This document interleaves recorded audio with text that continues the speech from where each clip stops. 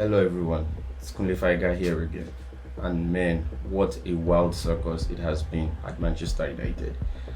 Ruben Amorim was supposed to come in and steady the ship that refused to sail under Eric Ten Hag. And what we've been having since Amorim came in is more or less bus, to put it in there lightly, honestly. I mean, it's like the club is even getting more exposed.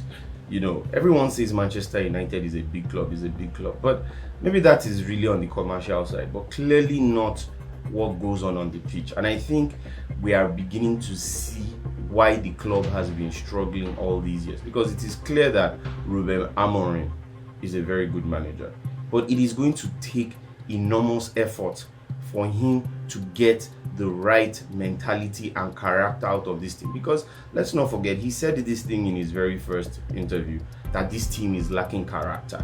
And that is the truth. Without character, you can't. That lack of character is what has made Manchester United not get consistent results, because the character is not there. Look at it, for instance. Now, they played very well against Liverpool, right? We've not seen that in a long time. But where is that kind of performance on a consistent basis? It's very difficult to see, and that is because character is lacking. So what you have is, you have these bits of performances on some certain days, and on some other days they are whack. And that's why, to be honest, it's difficult to even know who is the consistent player, who is our best player, because one player is playing well today, but can that player show that form of consistency for 10-15 games? I don't think so. That's why you would see there are hiccups with players like Alejandro Garnacho, even with Amad Diallo, who seems to be doing very well. There have been games where he didn't really turn up, and questions are being asked. Mazraoui too, the same thing. So it just goes to tell you that there is a lack of culture, there's a lack of character in that team, and no matter the players Manchester United buy, it's not going to change anything. And Erling Haaland can come to this Manchester United team and he's going to play rubbish, because the character is lacking.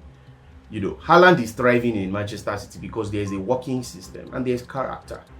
And the truth is, you don't even necessarily need to be a good player. You don't even need to be a top player, because Manchester United in their heydays, we had players like Wes Brown, John O'Shea, Darren Fletcher, who you wouldn't necessarily say were world-class players, but they got the job done and they were able to give us results on the biggest stage, like Wes Brown's cross to Cristiano Ronaldo that equalized in the 2008 UEFA Champions League final against Chelsea.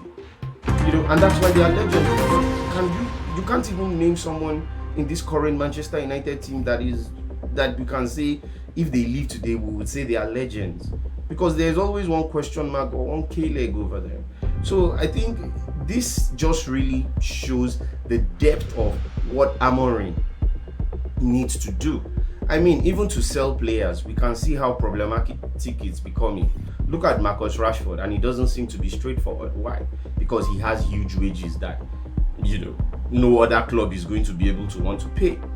Now you have a Kobe Mainoo who is even on small wages, but now he wants to be asking for big wages because of what he has, the few glimpses of quality that he has shown.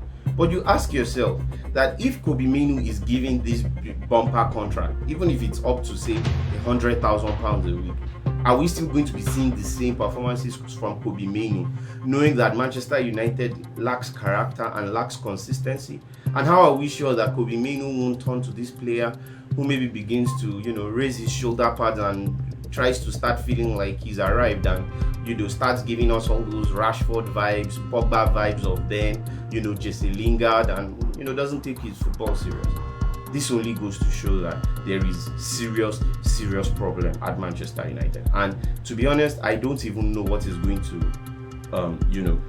change this. It's clearly not a manager problem. It is something that is way beyond the manager problem. And I think at this point, it is going to take a serious miracle to change the fortunes of this club. Don't forget, former goalkeeper David Gea once said that it seems like this club is cursed. And to be honest, I think I begin to agree with him when I look deeply that maybe the club is cursed.